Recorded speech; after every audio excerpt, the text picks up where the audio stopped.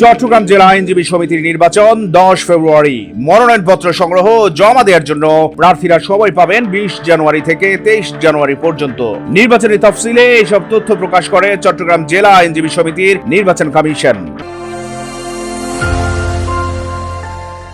চট্টগ্রাম জেলা আইনজীবী সমিতির নির্বাচনের নতুন তফসিল ঘোষণা করা হয়েছে। সোমবার বিজ্ঞপ্তির মাধ্যমে তফসিল প্রকাশ করে সমিতির নির্বাচন কমিশন। চট্টগ্রাম জেলা আইনজীবী সমিতির নির্বাচন অনুষ্ঠিত হবে আগামী 10 ফেব্রুয়ারি। নির্বাচন কমিশন জানায়, চট্টগ্রাম জেলা আইনজীবী সমিতির নির্বাচনে লড়তে প্রার্থীদেরকে 20 জানুয়ারি থেকে 23 জানুয়ারির মধ্যে মনোনয়নপত্র সংগ্রহ করে তা জমা দিতে হবে।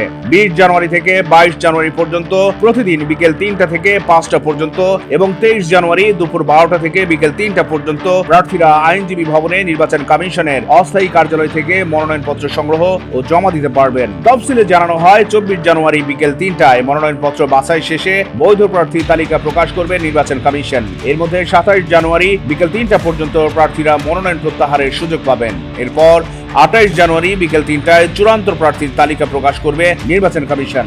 নির্বাচনের 4 দিন আগে 6 ফেব্রুয়ারি চূড়ান্ত প্রার্থীদের নিয়ে পরিচিতি সভা করবেন কমিশন। আগামী 10 ফেব্রুয়ারি আইনজীবী সমিতি অডিটোরিয়ামে সকাল 9টা থেকে বিকেল 4টা পর্যন্ত চলবে বিরতিহীন ভোট গ্রহণ।